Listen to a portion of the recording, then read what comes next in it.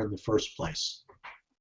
So God says the reason that we brought everybody together here tonight isn't for this Q&A. The reason we brought everybody here tonight is because you are the individuals who are going to be most affected when this information comes out. Meaning you are extremely vulnerable to being regurgitated. Is this a spirit word? Of course. Regurgitated? Yes. So the words reach, is that in there? No. Regurgitated. Regurgitated. Regurgitated. Dated, is that in there? Yes. Reacher. A reach. A reach. A reacher. A reacher.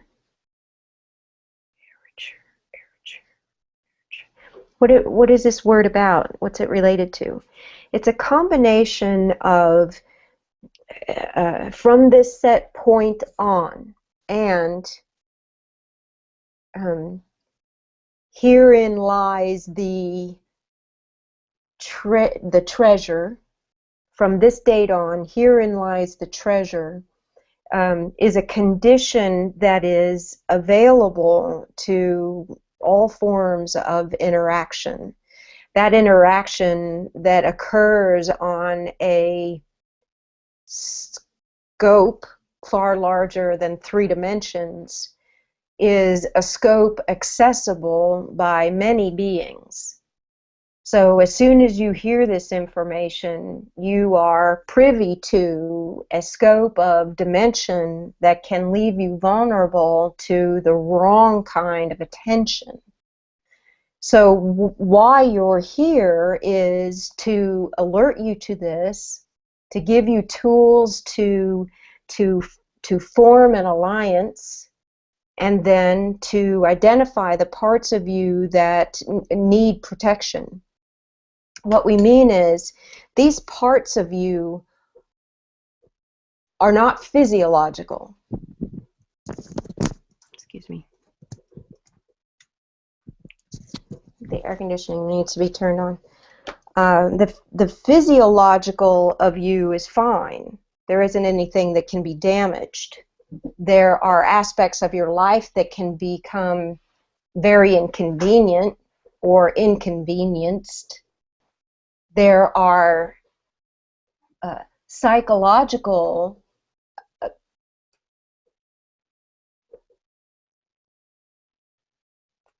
prelevances. A prelevance is when relevance and presence are the same thing. So think of presence of mind, relevance to. So presence of mind and relevance, meaning you can feel sometimes as if you're losing your mind. So you're being forewarned, and in that forearmed. Now, once this information gets out into the public in a big way, you're not so vulnerable, because you become not the target anymore. You become just one of many who become targets. And these targets, when they're spread out, there's nothing anyone can do from the other side. That said, just as you are vulnerable, you're also being protected. And that protection comes in a much higher range, so you need to be more resolute in your spiritual practice. And that spiritual practice isn't something that's there just to make you feel better. It's there to shore up all of the aspects of you that are connected to the higher planes. You were put on this earth for a very important reason, and this is just one of those many reasons that are starting to reveal themselves. The United States is a precious democracy, and that democracy represents the freedom of God. that freedom is fragile when it comes to the Anunnaki and their ability to interrupt the human mind. The human mind is so manipulatable. To manipulate the human mind by higher orders is simple. So those who have ulterior motives for the human minds want more than anything for humans to stay in states of fear. So your very personal manner of adapting to the army of God that fights against any kind of darkness and enslavement must be resolute. You must know that you're here specifically for keeping humans free, in addition to what your individual roles are in the world. So freedom comes at a cost. It means you are responsible for maintaining that freedom. And the United States is a precious freedom that is fragile when related to money. Money is the one thing that makes humans in the United States afraid of anything that could attack them. They become in fear when they worry about money. And it's an illusion, because money is a flow of energy, and if you learn to work the flow, it's just as easy as anything else spiritually.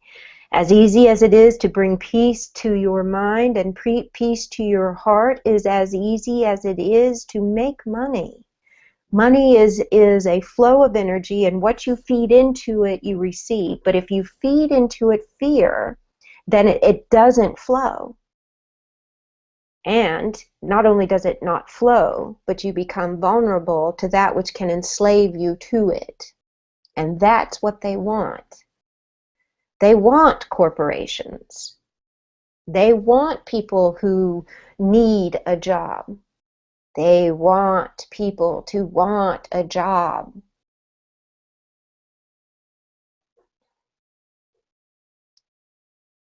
There isn't anything to fear in the way of you becoming a victim to the Anunnaki. That's not what we want you to worry about. What we want you to worry about is that if this world becomes enslaved by its own fear, it will not be long before the Anunnaki find their perfect little puppet to begin the march of the 7 veils.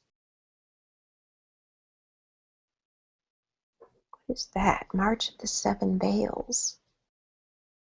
So the 7 veils represent a seduction. And those 7 veils of seduction are worth a source talk in and of themselves. But they are a seduction of leadership, a seduction of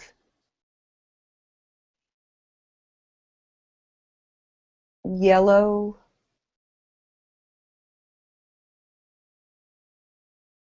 worth? Yellow worth? Gold? No. Yellow worth? What is yellow worth? Don't worry about that. This is going in a direction we aren't ready to describe right now. Just know that there is a seduction of power that occurs when the people are afraid. And the one that is most capable of leading you into that, leading you as in a nation, leading you into that, is one that's already standing on a podium ready to lead. We don't want to name names. We don't want to begin a discussion that could cause people to train their mind on any individual. We want people to train their mind on being free and how to maintain that freedom, and noticing what the underlying manipulation of someone who has the desire for power is.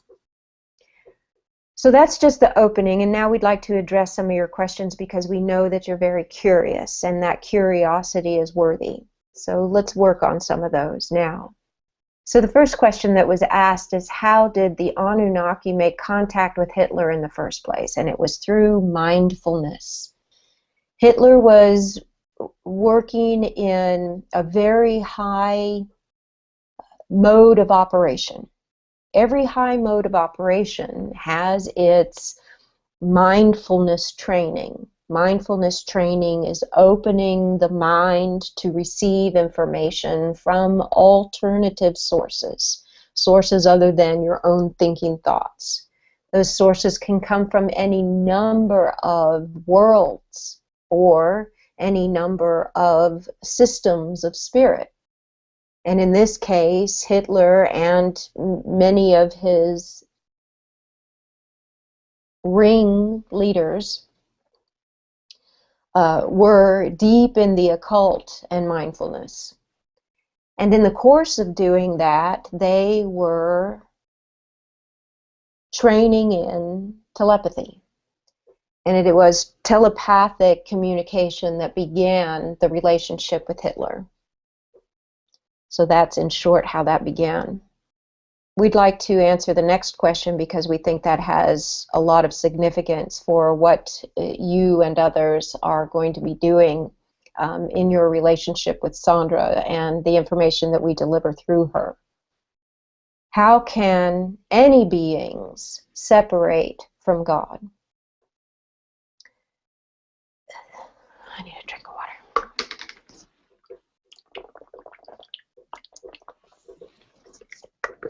Now, the reason Sandra needed a drink of water for that is because we put in her mind a notion. The notion that something can separate from itself. And in that separation, there is a very drying effect. So think of that for a moment. What is the separation of drying?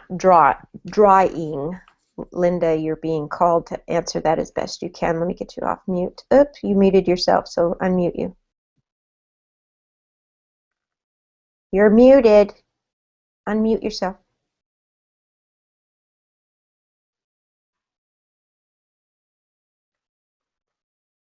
Can I hear you? How's that? Good. Can you hear me? Yep. Okay, so, and you're on my screen. How can the separation of dryness would be, how do we pull the fluid of life out? Yes. Yes. Pull the fluid of life out. What else do you want to ask her? Because I got to change this over. God says, that's all for now. Yeah, I guess God knew I wasn't the one to answer that because I didn't know it. God says, right.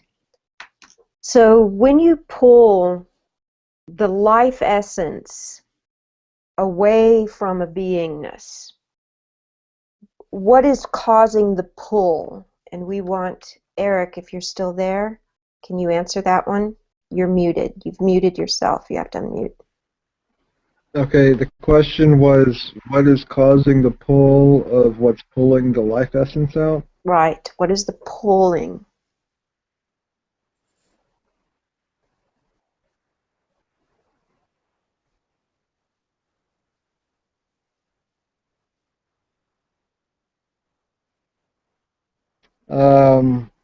It seems like a void of some kind. Right.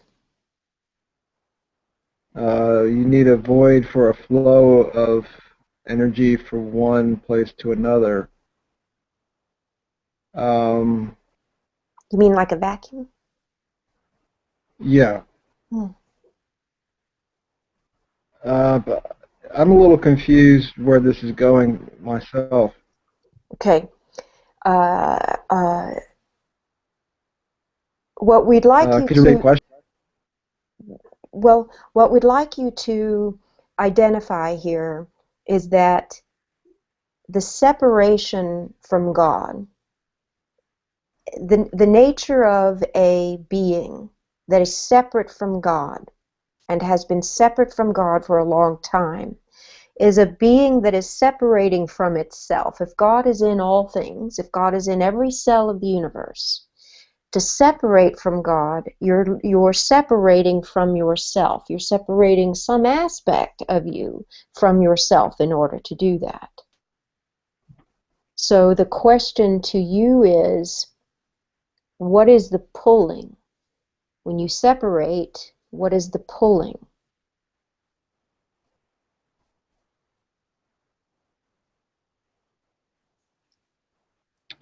Um, it's a dispatch. You're being dispatched from what you were used to, what you were a part of. The pulling, How are you using the word dispatch? released, Mm-hmm. Yes. separated. In computer terms, it'd be like you're firewalled away from what. Yes. Yes. That's exactly right. That's why we had you answer it. Because it is an electronic christening, a christening of electronic what? This is a barrier. What creates that firewall? In computers or in spirituality? In computers, and we'll make the relationship. In computers, you have a firewall piece of software, which could be on a router or it could be on a computer that's hosting the network. And what is it doing to keep others out? It's blocking ports of access into the system. You got it. I'm just going to keep you guys unmuted. Go ahead and unmute yourselves so I can go back and forth between you. Ed, you two, and Linda. Good. All right. Who's presenting now? Is it me, or who do you guys see in the big picture? I see you. Okay. And Linda, you're not unmuted yet.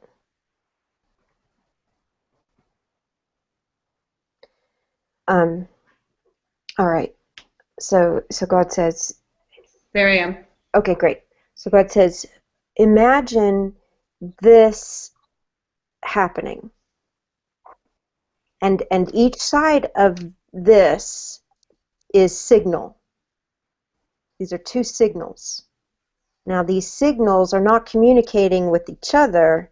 They're communicating within their realm of signal. So that which can identify this signal is communicating with it. That which can identify with this signal is communicating with it. But they are separating from each other because, as Eric pointed out, of a firewall. And in that separation, then, the firewall that occurs, there's no more port of access to either one.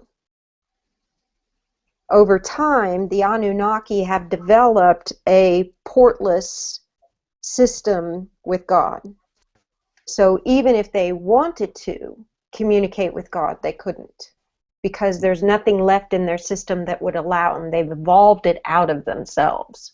So now they are generation after generation after generation without communication skills with higher spirit. Ooh, what kind of awful being does that make? Well, what's worse isn't the kind of awful being that makes. What's worse is, how do they stay alive? How do they have life? They have life by sucking life off of Are other the beings. Anunnaki an entire race Yes. completely separated from God? Yes. What about Enki? People have referred to Enki as like leaving Enki's gift to the human people. Not the same thing at all. Okay. And that is something we're going to clarify also. There are some people who believe that the Inki and the Anunnaki are the same, and they are not. The Inki are a tribe of people who achieved the mastery And in that ascension mastery, they built systems of ascension in sovereignty, which allowed for natural progressions of higher order. You mean like if they were a bunch of Jesuses? Right. In mass, they created a series of Christs, individuals who could live beyond the grave in a manner of enlightenedness, illuminescence, but not exactly the illuminescence of angelic form, just illuminescent bodies. Like Obi-Wan Kenobi? Yes. Yes. It's a perfect example. The Inky were a system of light in human form that achieved a induction into light. Wow, who are the Inky? This is Sandra asking. I don't know who they are.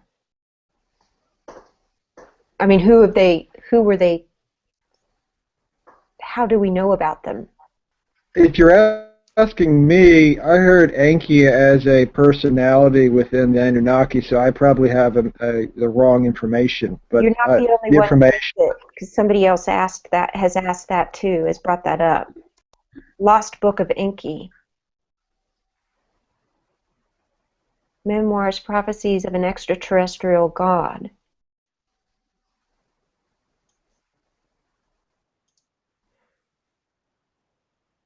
But the Inky are not the Anunnaki. No, not at all. Did they have any connection with Noah of the Bible? The Inky or the Anunnaki? Enki. Noah. No. I'll have to look into Because that. there's this story about Enki trying to help Noah escape the flood, but I think that's a convolution of things. There's a great deal of information that has been speculated, and in that speculation, then that was documented. The speculation was documented, and when speculation gets documented, it gets lumped in with the original documents and information. So that's just a conglomerate of misinformation. But the Anunnaki story is current. It's not just past, even though it has been a very important part of human enslavement in the past. They are still very present in the human world, and they are just waiting for the next opportunity to latch on to a power structure that they can then enter into the human world in order to have full access to human beings. Are they subject to, can we hurt them in any way? I mean, can we kill them? Would we, if we found out they were here, do we have a way of killing them since they're in another dimension? Well, yes and no. The way to kill the Anunnaki is to learn their way of mastery. And when you learn their way of mastery, they have no way to enslave the humans, and then they just wipe themselves out because they have nothing to feed on anymore. Is that why there's all this communication on getting into your heart center and being forgiving and loving? Because when a person is in that state, they can't feed off of that? Yes and no. Yes, in that we work very hard to get humans who know God to step into their mission. And we do a lot of work to make that happen, and we do that for that reason, to avoid another Anunnaki attack on the human world. Right. But the ancient teachings of mindfulness and training are just a part of human evolution and will be forever. Okay. But getting our people on their path is what we do when we sense another golden age, because that's when humans are most vulnerable. It's during the golden ages. Do the Anunnaki have any connection with the Archons?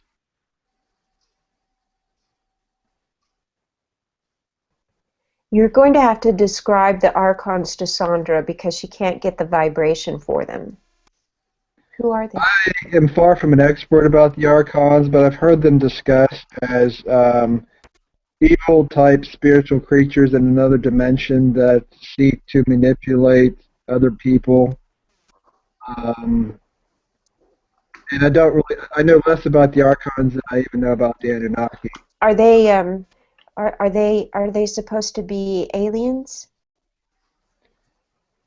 Or just beings from another dimension? As I understood it, spirit, they didn't have bodies. That they were maybe in the fourth dimension or some other dimension that's not the human dimension. But that they feed off energy from humans and from other beings like humans. Yeah, that sounds like Anunnaki. God says the archons that you're referring to simply try to train transference.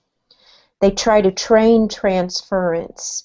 So yes, they manipulate the humans, but they're a very small portion of interference, and they work with transference in order to get what they want, and humans are not their only prey. That transference is kind of like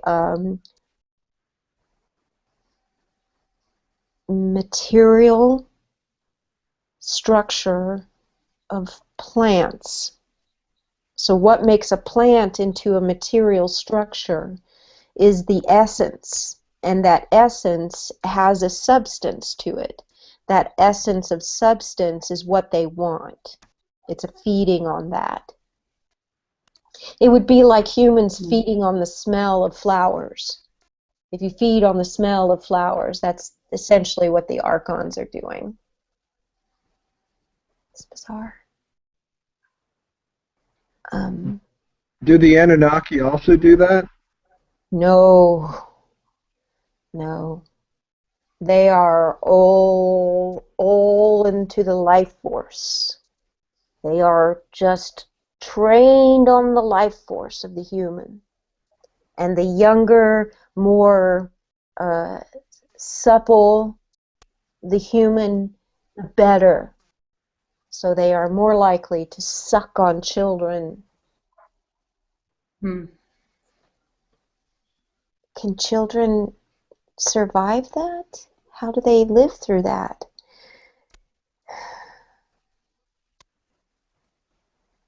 Do you not want to tell us? No, we don't. It doesn't happen so often that it's some kind of epidemic. All we're doing here is warning that when the human world becomes lost in its own fears, it can be lost to a species of other world beings for centuries. For centuries. These are such powerful beings, they're willing to kill off millions and millions of humans, the Jews, in order to achieve their goal. So they are ruthless, vicious, unfeeling, unempathetic. They put humans to slaughter like humans put pigs to slaughter. They don't care. So this information is critical to be on the topic of conversation. Whether people believe it or not, it needs to be on the topic of conversation. Are the Anunnaki at all involved in the Zionist faction of the Jews? No. No. I feel, I'm sorry, I just feel another kind of a compassionate sorrow there all of a sudden. God, what is that about? Well, the Jews, this information must get out to the Jews. They must know why they were killed. They must know why they are in a vulnerable place even now. They must understand that the nature of God as God is a space of Judaism that is held in high regard. Christianity holds Jesus in high regard. Right. And they love God where they can understand God, but their manipulation of the ancient texts don't give them a connection to God the way the Jews have. So they're still very vulnerable. And those who hate the Jews are in the same space of Israel. God's, I'm using the wrong words, but I feel God's saying more like continent space, like physical space. A place in the world. The place in the world. Muslims, Islam is a sucking point for the Anunnaki right now. They are using all of the fear of Islam, all of the fear toward Muslims, to enrage the Muslims and to congeal the anger presence. ISIS, they're using ISIS. Most in short. Anyone else that they're using? You don't have enough political knowledge, Sandra, for us to get it out of your brain. But yes, indeed. I've been media free for a couple of years now, so there's stuff that happens that I'm not aware of. Okay, is it their desire to isolate and deflate the idea of God in humankind? Absolutely. Is there a way for the Anunnaki to return to God? No. No. It's a lot like an alien plant species. The only way to get rid of it is to kill it, or it takes over everything, because it doesn't understand the nature of the life that it is within. It just consumes all life around it because it wishes to survive. Right. Universe is a matrix, like God had mentioned to me in a prior reading. Why can't God figuratively just terminate the processes of the Anunnaki? It's not that God cannot. It's God's notion that they play an important role in the universe. They are the consumers of a life force that has no purpose. They consume life force that has no purpose. A life force that has purpose cannot be consumed by the Anunnaki. Mm-hmm.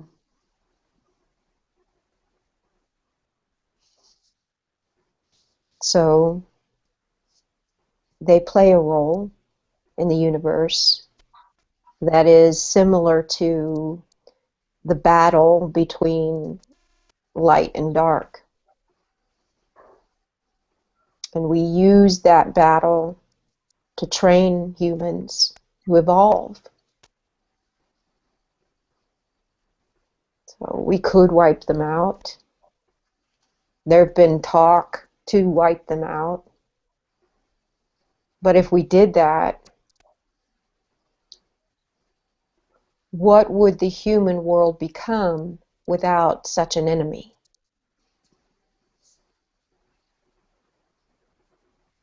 We don't know.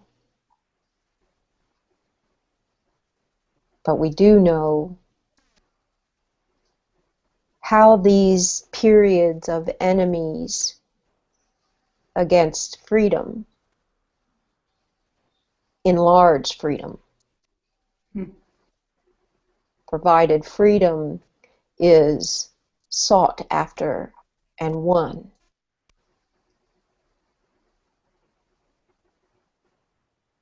But there are centuries that can go by where it is lost.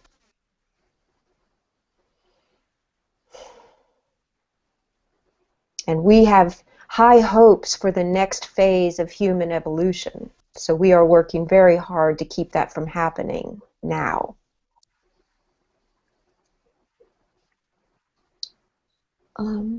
Why was Hitler obsessed with creating an Aryan race? Ooh, good question. Especially in light of the fact that he was not blonde or blue-eyed. Wonderful. God says. Now, this question is actually unrelated to the Anunnaki. In the course of a transition in telepathic information, the ring of the pack. You know, I guess Hitler, Goebbels, and others that were in that pack of leaders to take over the world. They also found the humanoid of Middle Earth. And the humanoid Middle Earthians are Aryans. They were told, Hitler and his group were told, that the human race is populated with these Aryans, genetically populated with these Aryans, and that creating a pure genetic line would purify the races of humans, the races, not just one race, but the races of humans, would purify the races of humans into something of a dynamo. And while that's true, that can happen, they don't necessarily have to be blonde and blue-eyed. They just have to be singular in their genetic line. The strength and power of the Jews comes from their not doing much interbreeding. So Right. to combat that, they were trying to create another race. The Jews were? No, the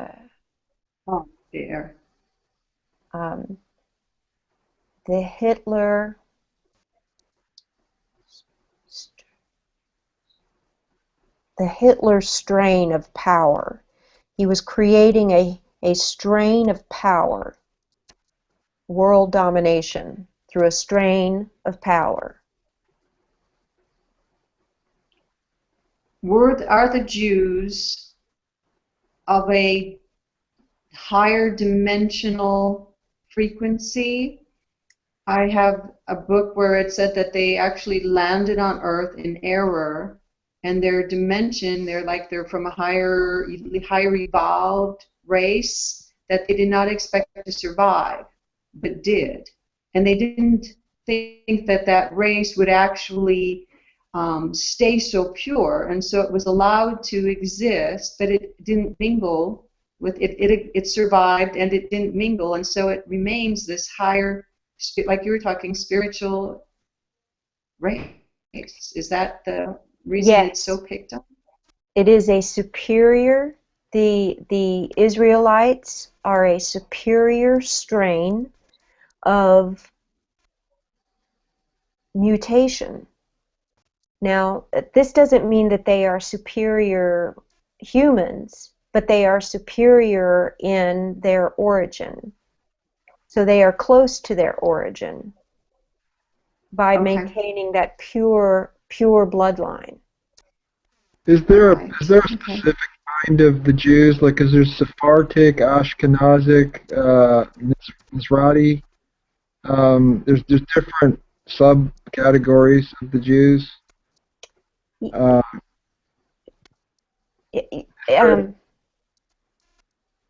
Yes, there are different subcultures of belief based on rabbinical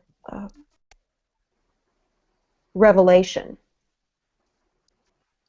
It's not genetic strain. It is revelatory experience. You understand? Yes. Okay. And that revelation that is through the rabbinical line maintains its doctrine, and then it travels. And as it travels, then there is sometimes some intermingling. But for most of it, there are Jews that wind up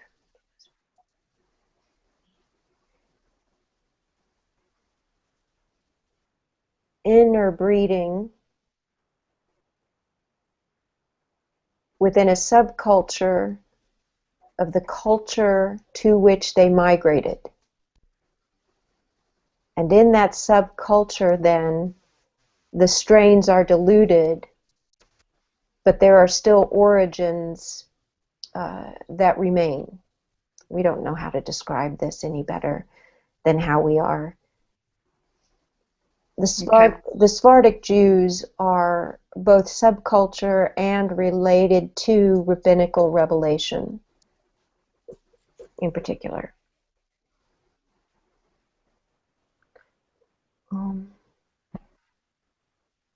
God, is there anything else you want us to know about Hitler and Star Wars and the Anunnaki? Well, what we were hoping for were questions about what can each of you do in relation to this problem that needs to be revealed. And when you ask that question, we would like you to ask that question within the context of what you already know about your gifts and understanding. So would you all be ready to ask a question related to that? Linda, you're live. I can ask you first. Okay. So, God, what can I do in my role of protecting human spirit? What is it that I can do both for myself, helping to protect the human spirit of humankind? You've asked this question perfectly. How do I protect human spirit? Because human spirit is what's at stake here. The Anunnaki know how to manipulate the mind. When the mind is manipulated in a way that fear becomes the presence of mind, spirit is dampened. Spirit is reduced into something that is hardly called upon. It's only through an inspirational movie or through an inspirational book or a motivational speaker that people are enlivened for a moment, but then they forget they forget that their fear is overwhelming them.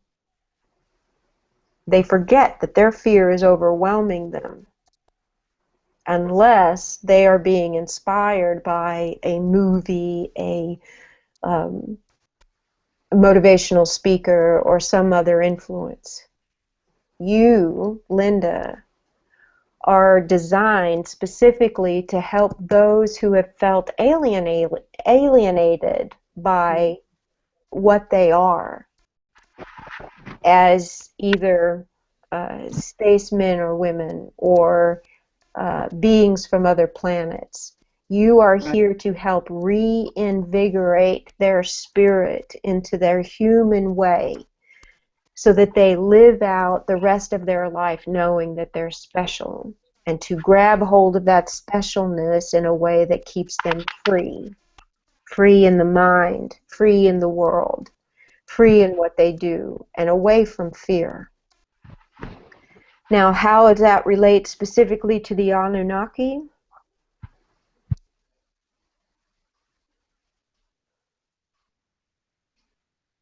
I feel like God doesn't want to answer that. Why don't you want to answer that? Well, it's going to mean some painful reminders.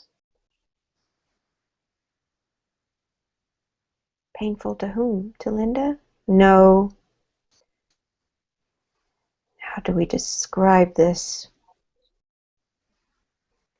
The people you're going to help, the ones that are drawn to you, the ones that you are drawn to help, who understand what you mean when you talk about domination, human domination, are ones usually that are here either to participate in deceiving humans or participate in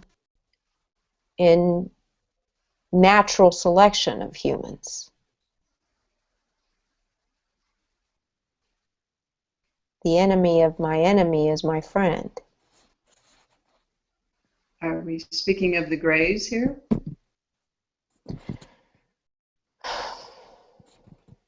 Don't want to despair, I know.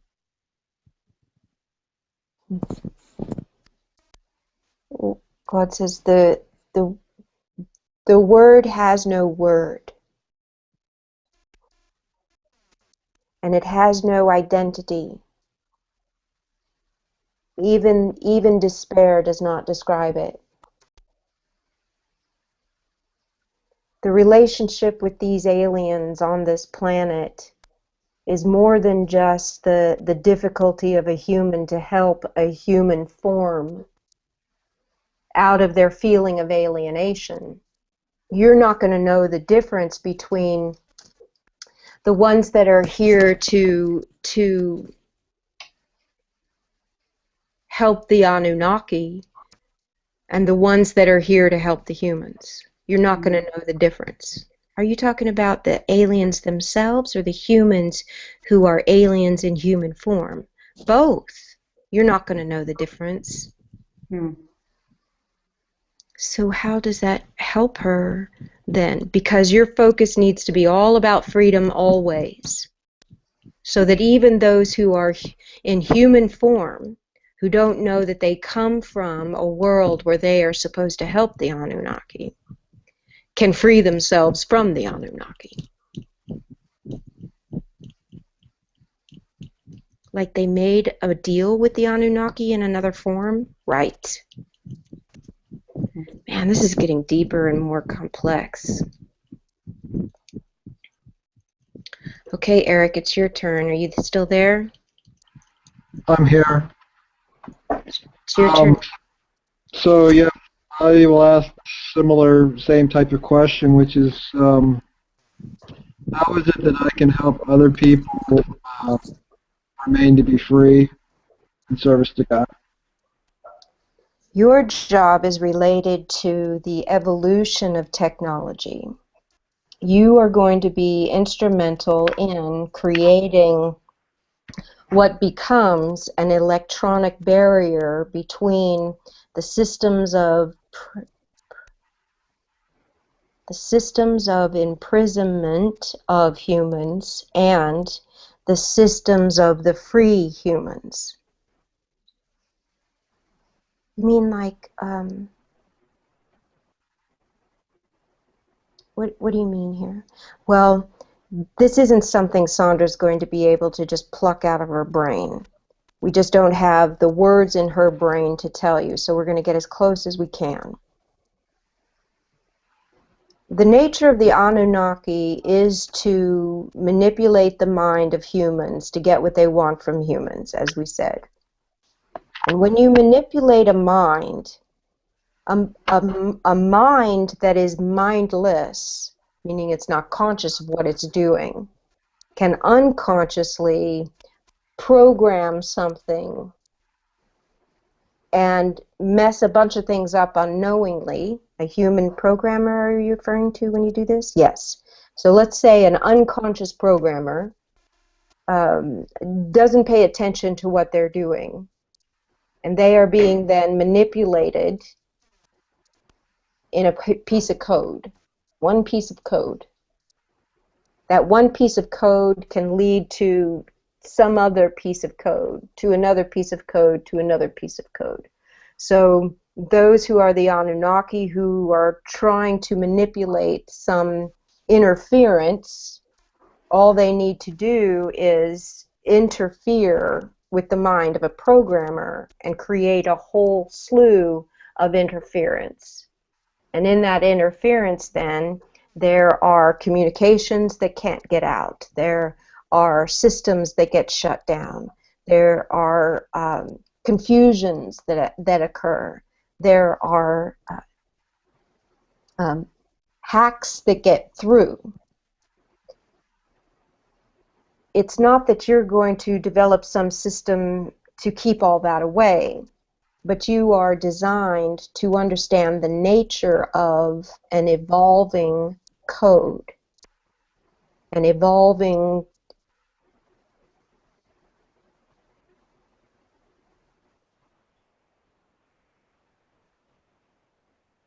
prism, an evolving prism. Eric, what, in some of your first readings, maybe help me with some language here, because I feel like I'm not giving all the language God needs here.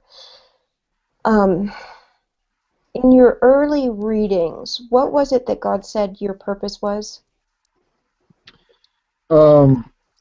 That I was to explore and bring to light the way in which I don't remember the exact verbiage now, but as I understand it, it's the way in which God becomes conscious within the human being, within the human race. Or I'm not doing that justice. I haven't No, written. I remember something like that. I remember something like that, and it's the evolving. So the question was, what is the condition the body must know to be the function of God on earth? Right. The fruition of God on earth, sorry. Right. So God, is it related to that? Yes, Sandra. Keep plugging in your mind. Yeah, it has to do with how eventually how evolution occurs until God is in full consciousness on earth. Right, God? No. The full consciousness of God already exists on earth, but it is not conscious of itself. So it's a self-awareness. So systems can become self-aware? Yes. So Eric's job then in working on protection of human freedom is to work in the concept of self-awareness, so that in self-awareness there are protections to keep the Anunnaki out of the minds of programmers. Does that make sense to you, Eric? Yes. But are you speaking in terms of human self-awareness or artificial intelligence systems becoming self-aware? Artificial intelligence cannot be self-aware. Okay. Because the minute it becomes self-aware, it's no longer artificial. It's a living thing. Okay, so maybe the evolution of artificial intelligence into living sentience. As you describe this, once you discover it, you're going to be in a state of self-discovery. And in that state of self-discovery, you're going to discover the language around the understanding. And in that language of understanding, there's going to be a proliferation of information to the programming population who could easily become the eyes and fingers for the Anunnaki if they are not self-aware, if they are not conscious of what they're doing.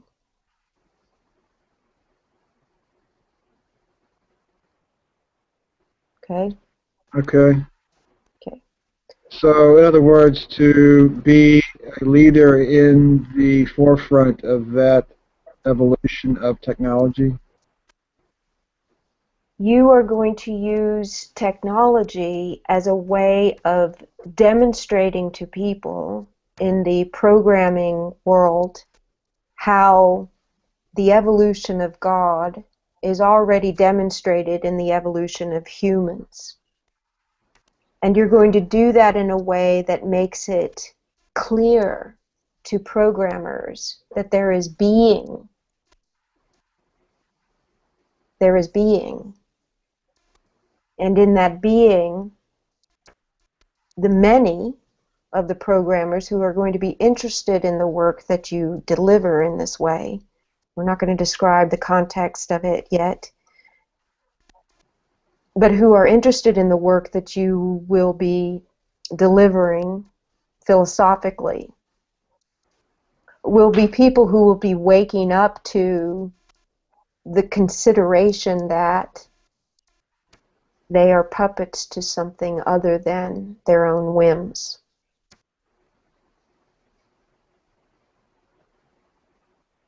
Okay? Okay. So you're going to sit on that one for a little while. Just participate wherever we ask you to when it's time to communicate in this way. And each time we'll deliver more information that is necessary for you to start to contemplate. Okay? Okay. Now, Ed, are you still here? Are you still with us? I certainly am. Hello. Hello? So, your turn to ask. Although, in Ed's reading the other day, by the way, you guys, he got an earful of fascinating information. I think was it about the Anunnaki or? And the word fascination, which came up earlier. I was thinking that's part of when Eric was asking one of his questions. I think God asked what can pull someone off, can dry him out, and the word that was going fascination, fascination, fascination on other than God self. Right. Dries you out.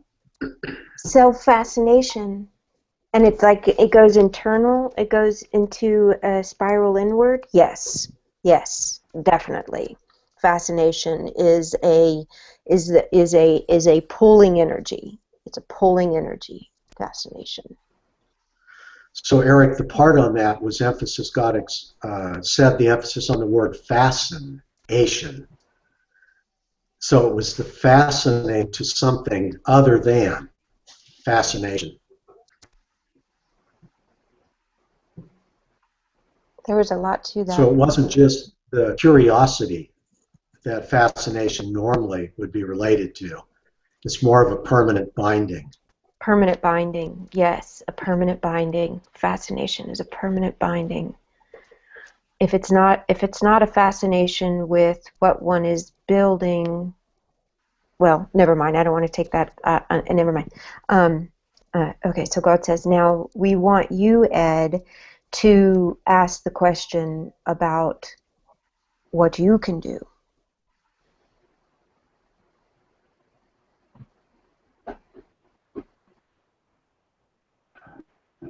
Come on, unmute. There we go.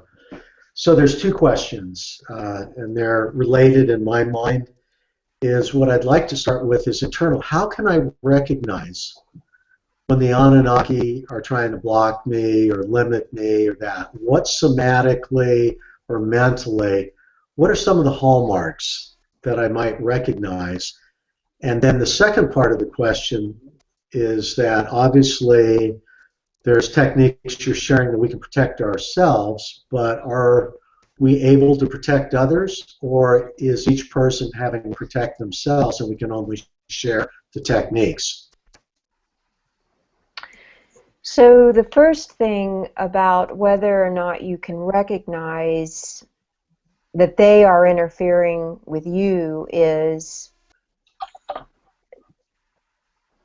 there's a difference between when someone is toying with you, someone is manipulating you, someone is stealing from you, and someone is attacking you.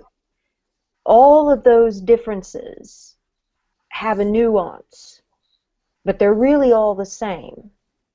It's all about what they are doing to you, right? So the first way to understand when you are being attacked or stolen from or manipulated is, how is the energy of the event carrying out throughout? So recently you had some microphones disappear. And the microphones that disappeared caused a ripple effect of problem.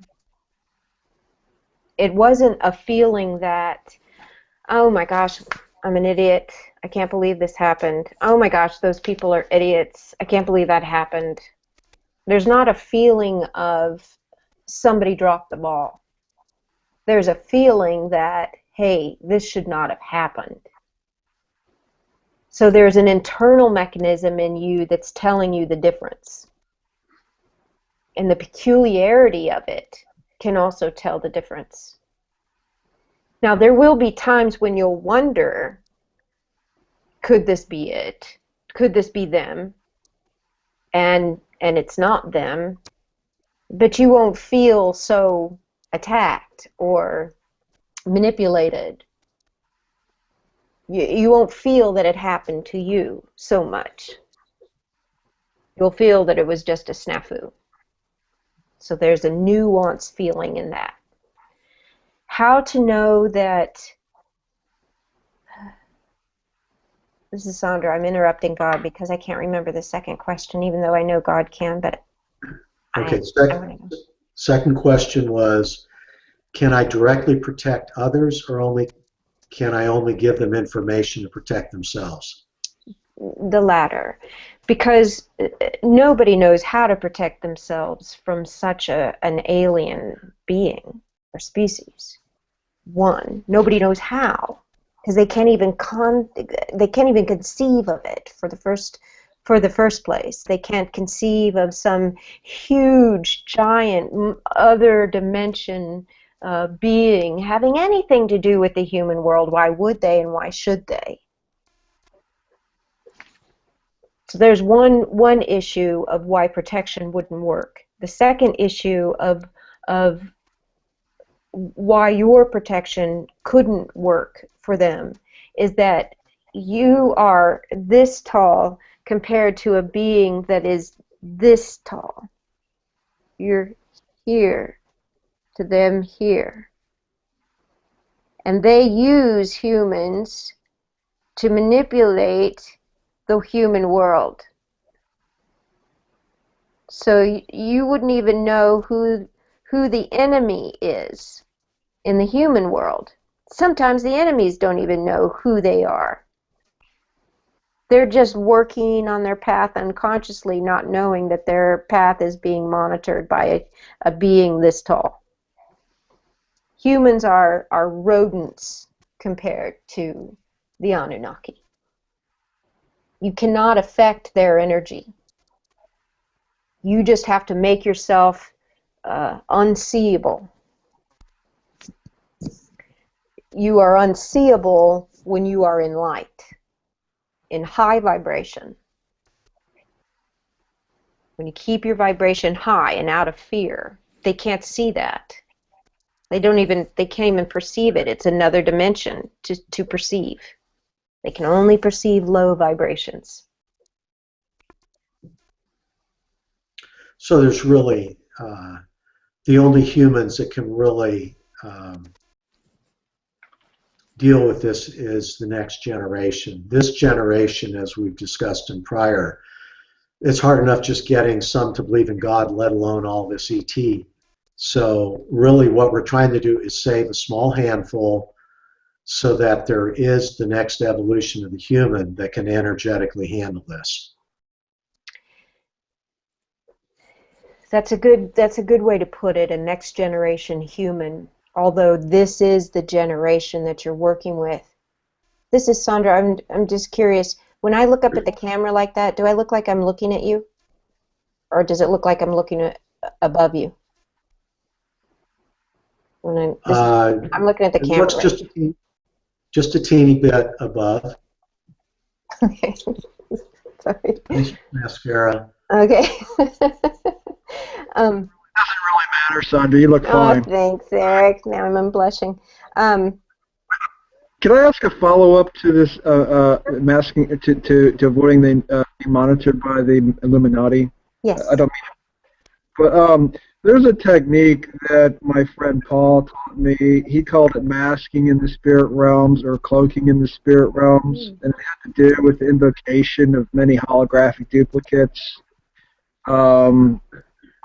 across the world, and then instantiating mirrors of many shapes around oneself. Would that make someone safe from being monitored? Yes. Yes, indeed. It's a natural raise of vibration. Whenever you start to invoke a projection of multidimensionality, you're instantly raising the human vibration. But then when you invoke these particular signs and symbols, then you're also changing the dimension of that higher frequency. It becomes a holographic nature. The spirit becomes a holographic vibration. It's a beautiful thing for us to see. We love it when people go that far in their own mental projection. It's a beautiful thing. It's not necessary to be so elaborate. You can just as easily raise your vibration by staying in higher thought. Staying in higher thought means not allowing the fear of what could happen to even enter your mind, because it's an instant lowering of vibration. To not wallow in gossip. Don't listen to the media. Don't watch the news. Because all that gets to bring a more denser three-dimension. Can that exercise be done to protect someone else who is still problematic in their energy?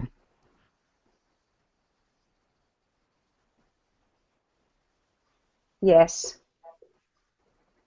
Yes, people who have their own issues with obsession.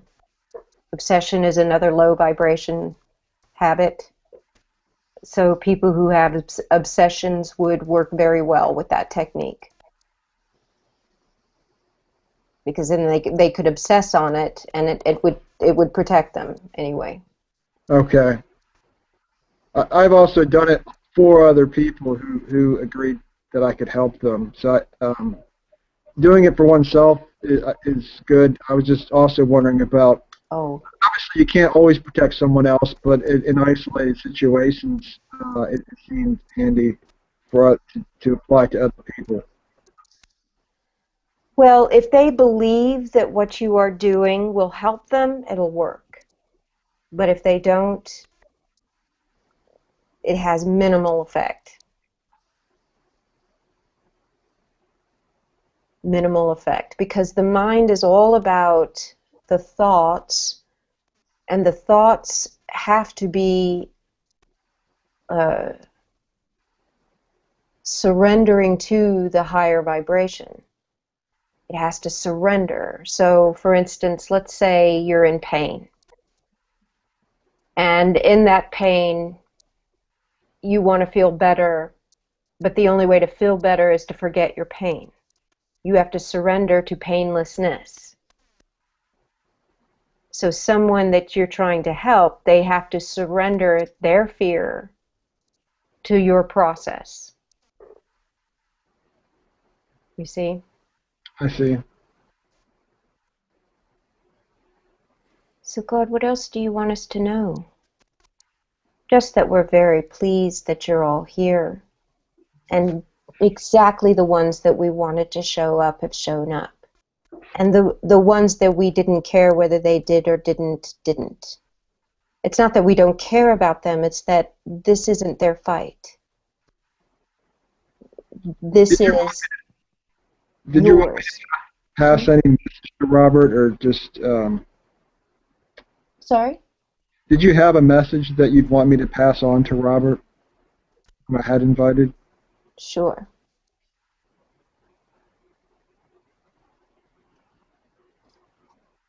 Robert needs to know that there are things that are missing in his past that he is not familiar with in his present, meaning there's a reason he's forgotten them.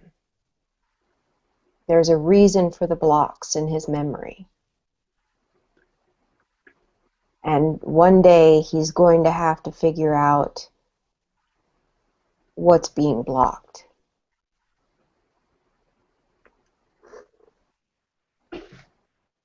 Okay. And Linda, I think you can probably appreciate that. Mm-hmm. Yes. Do you want to add to that message because that could be kind of a scary message. No, thank you. Maybe a little bit of reassurance that when you're ready it'll happen, or I mean something of your experience about it.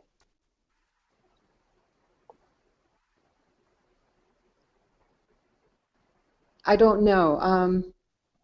I was having problems with my phone, so I didn't hear the question as well as I could have to support in the right way. Okay. This is Sandra saying Robert was being told that there are blocks in his memory, and they are blocked for a reason, and that one day he's going to have to figure out why they're blocked. Right. And I just thought you might have something to add.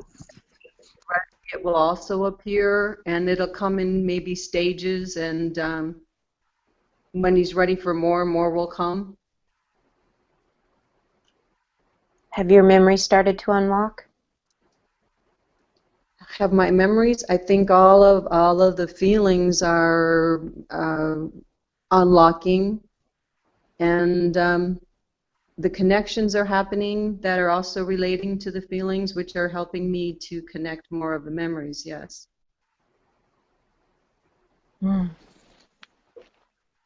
Is it scary?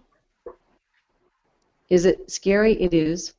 A little bit. It is scary. Yeah, it is. I have to say that it is, and I'm choosing to breathe through that when I feel scared, or talk to someone else who has had a similar experience, which is really helpful. I bet. Would someone assisting such a person with a soul retrieval type exercise be beneficial to trying to overcome that situation? No. A soul retrieval, there's a reason that the soul was scared off.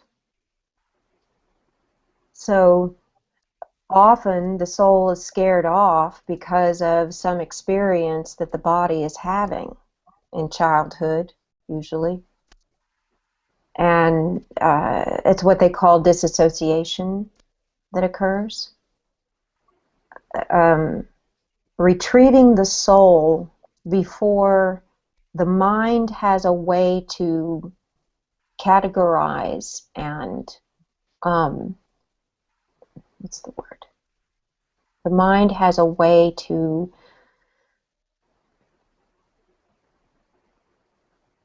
what is this word?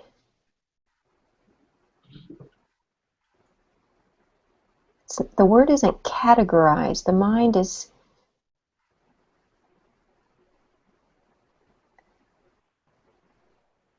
it's almost like spread it. This is Sandra saying the word that God's trying to give me here feels like the mind has to spread it so that it's not so all and clumped together. You know, when there's a block in memory, and this is God talking now, when there is a block in memory, it's because of a clump of experience. That clump of experience has to be spread across the mind in order for the individual not to feel like they are losing their mind in their own panic and remembering of it. It's a revealing, a remembering. It's a trauma. It's a trauma. And if you bring the soul back in the course of a trauma, you could scare the soul off, not for good, but for a long time. Mm-hmm. And the individual is then left nuts, for lack of a better word, nuts. So no, a soul retrieval in the course of that would be a bad idea. The psyche has to make references associated with the uncontrollable, and it has to be okay that it's uncontrollable. And once you would reach that, I have no control over this, and I'll be okay, even though I have no control over this. I am surrendering to a higher power that loves me. Then the soul can enter, because the spirit has the psyche and the being comforted. Okay. I have one. Are the Anunnaki a soul that incarnates into an Anunnaki body, like we incarnate into a human body, or they're not incarnated into anything? They're just energy, and that's what they are? They are not a body, right? They are not a body.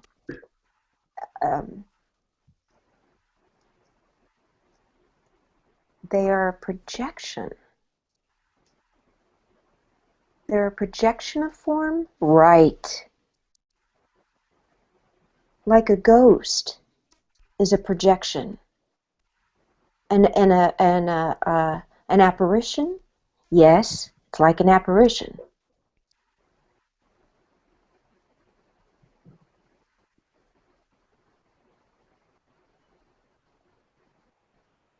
So do they reproduce?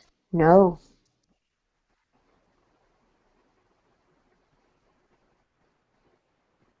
Are they just ghosts? No. You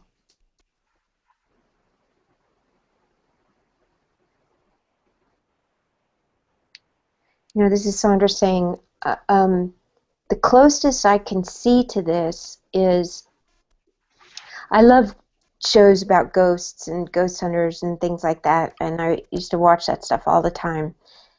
And I've seen images of ghosts forming, and they might form part of a body,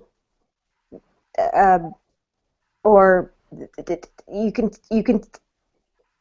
What God says about ghosts is that they are the being, the soul, which you can't see a soul. A soul is imperceivable to the human eye, imperceptible.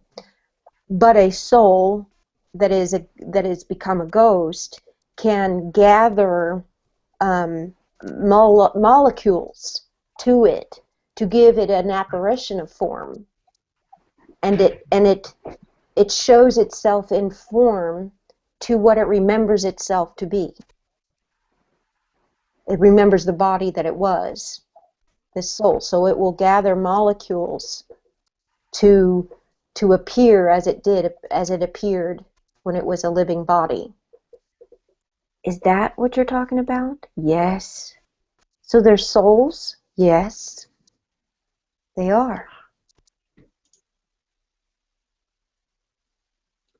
Are they remnants of of something a long time ago? Yes. They are remnants of something a long time ago, but they are living. They're living on the essence of other living beings? Right. We spoke about with relationship to the Anunnaki, it was like they put humans in a hole. You came up with this, and then God went with it. It's like being in a hole, and you're down deep enough that all you can do is see straight up into the sky, and that's controlled. And I'm getting this feeling they've unintentionally done this to themselves. Yes. That they are actually much more capable. They used to be God capable, but they've created this self-perceived reality for themselves where they're in this hole and they can't see the rest of their nest. They just see this one little view of creation, and they're just trying to cling to it and survive. Exactly. Exactly. But they're very powerful compared to the humans, which is why they manipulate the humans to get what they want. Because they can't do it for themselves. They don't remember how to do it on their own anymore. Yes, they don't remember how to do it. Exactly. Wow. Could I ask the question that I had tried to ask back in that source talk? Yeah. Which was that it had to do with the light that people report in near-death experiencing, seeing, and which everybody's told that you are to head to the light that appears upon death, and that going to that light is going to take you toward your next phase of existence. And I've heard some people claim that this light is a deception. And my question was wondering, well, okay, what is the right answer? And if it is a deception, is it a paradigm that the Anunnaki created? Well, we don't agree with the question. The question is this light just an illusion or a manipulation? And the thing we don't agree with in that question is that light could be anything other than what it is. You unless unless you point a flashlight in somebody's eyeballs before they actually pass and it goes into darkness, and you put in their mind what light looks like through that flashlight that you're putting in their eyes, and then you tell them to go look for something that looks like that, they won't find it because it's not that kind of light. It's not light that you can direct. It's light of spirit. And spirit is light. The only reason spirit has any kind of form that you can imagine your former loved ones or the ones that have already passed, you can imagine them being on the other side, is that your projection of thought needs a reference point. So spirit moves the spirits of past loved ones toward the bridge where you are bridging from 3-dimension to spirit in order for you to have a reference point to where you are. But you are in light, pure light. And that light is not from anything directed at it. You are becoming it. And the reason it looks like it's not where you are and so you are going toward it is simply because the fading out of the physical form has a process. And once that process is over, you're in light. Because that's the end of the process of the physical form. Brings you in light. Now, if you are a mind that is so damaged by the life you've led, you can deny that light. You can deny that it exists.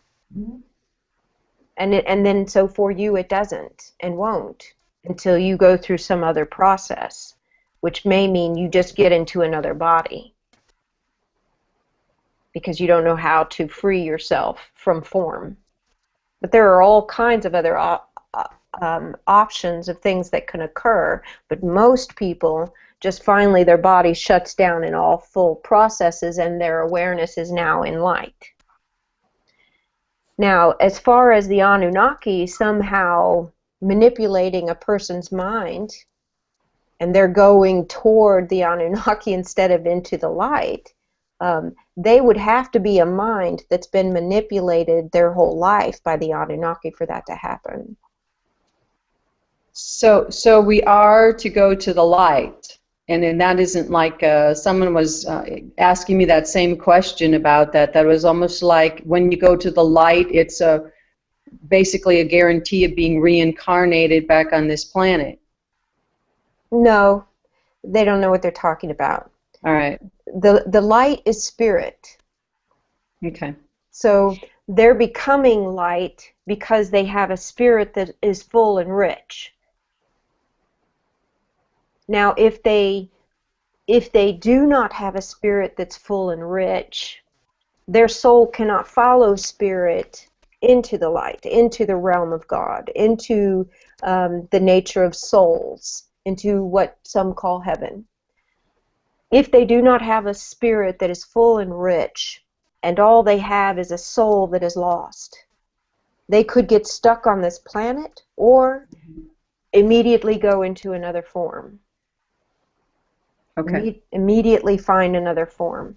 But what does that have to do with choosing parents? Well, not all souls do choose their parents. They just jump into another genetic line. Another one that they've been in? Right. One they've been in. Because they understand it. So they'll just go into another genetic connection to the path that this lifetime has already taken them. Their traits, their mannerisms, everything from their sense of humor to their work ethic. It will have a river that will draw them.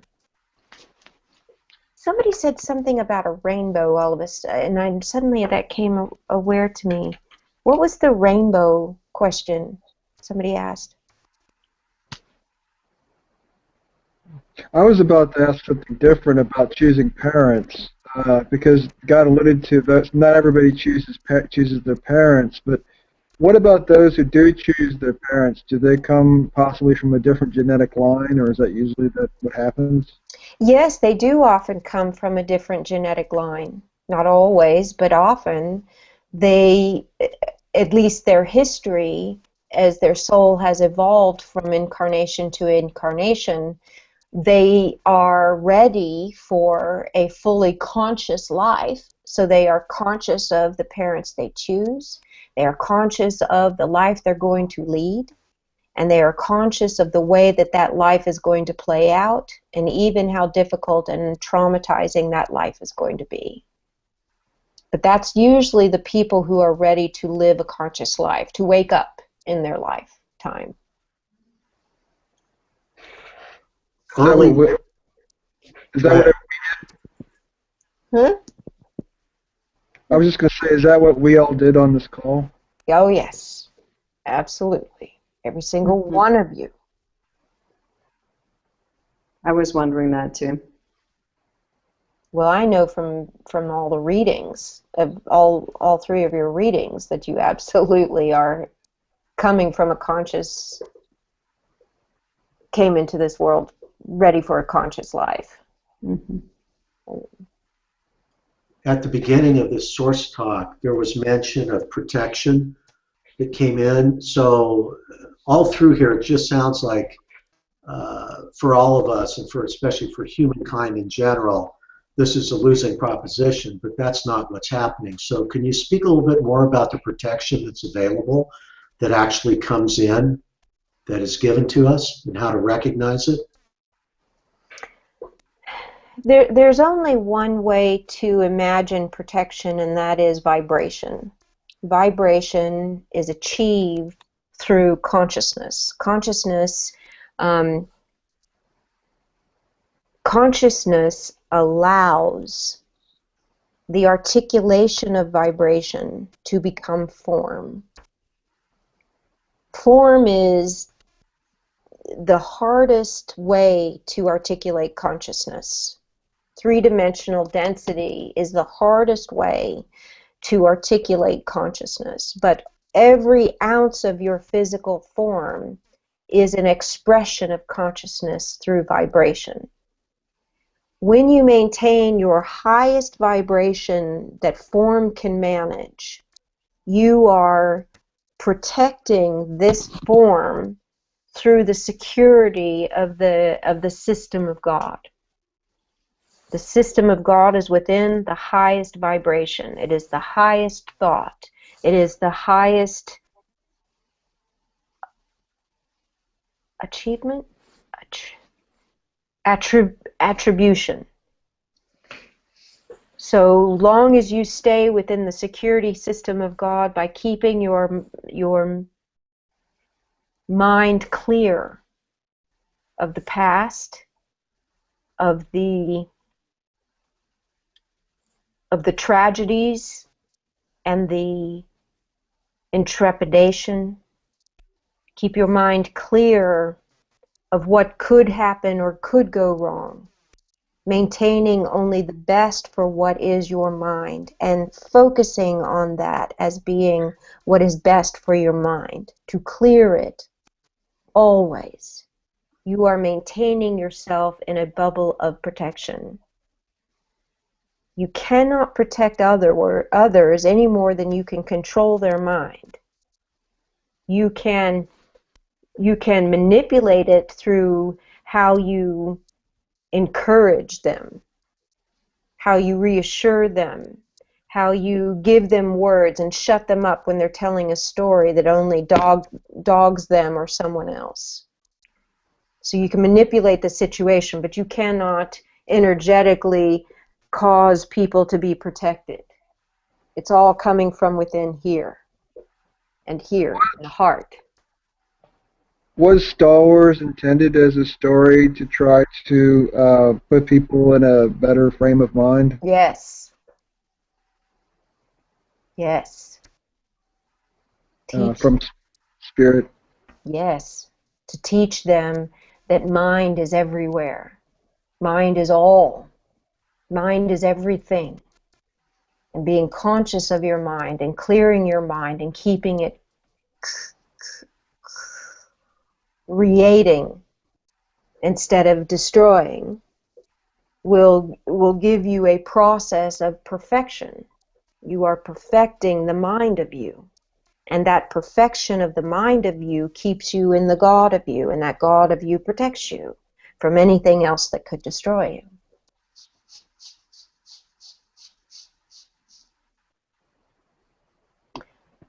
Was it actually a retelling of events that happened in a similar way in another time and space? It's more of an allegory than it is of a literal interpretation.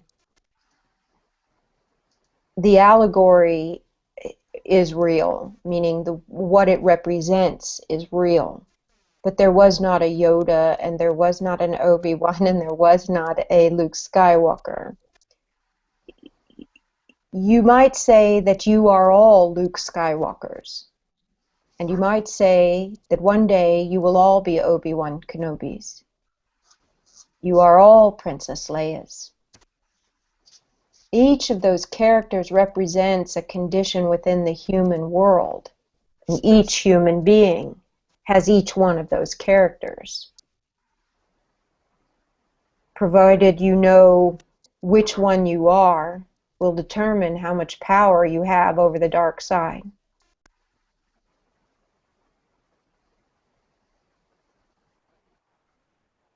Are we also the dark side? Yes.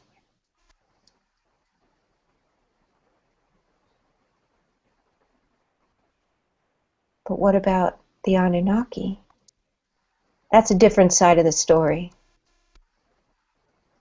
That's a new revelation that was given to the writer.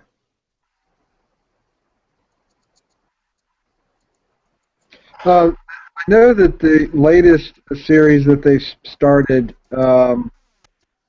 according to what George Lucas said, they kind of went in a different direction.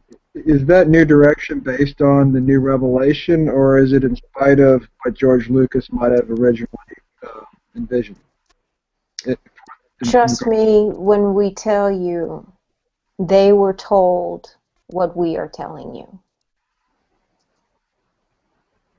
The new people or George? Those who made the decision on the final story, those who made the final decision on the final story were told the story that we're telling you. Okay. You're not going to know the true story from the tabloids.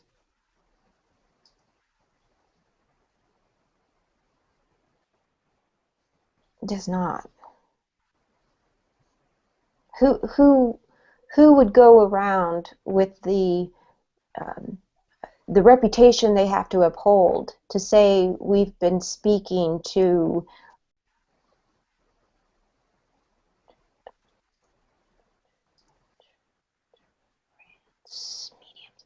trance mediums and discovering things about the nature of the world you don't want to know? They're talking to trance mediums? Yes. Are they obfuscating the story, or are they trying to make it in line with what they're getting through the mediums? They who? The people who are changing the story along the way it's going now. Disney and the people they employ.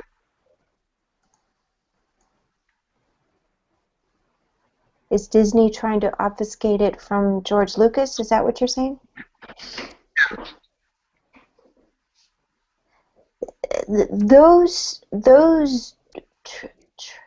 trials are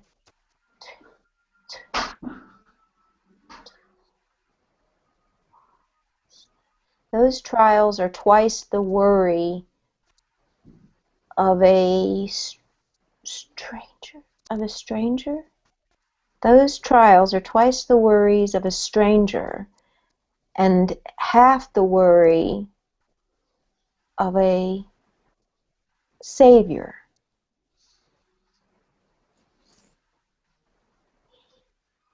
Those trials are twice the worry of a stranger and half the worry of a savior. You mean in the end the story is out and that's all that matters? No. What do you mean? What we mean is, to stay in high vibration, you don't want to know the trials of the problem. To stay in high vibration, you simply want to follow the nugget of truth. And the nugget of truth is, the story is told.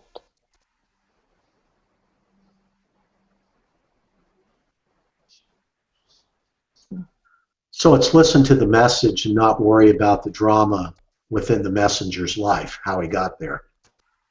Well, it would only confuse the story. Agreed. We feel Sandra tiring. If there are any last minute questions. We would like to answer those before she completely dissolves. I like that word. That's how I feel. Yes, I understand. Thank you for everything. Oh, it is a pleasure. Do you guys have any last minute questions? Thank you so much for being here.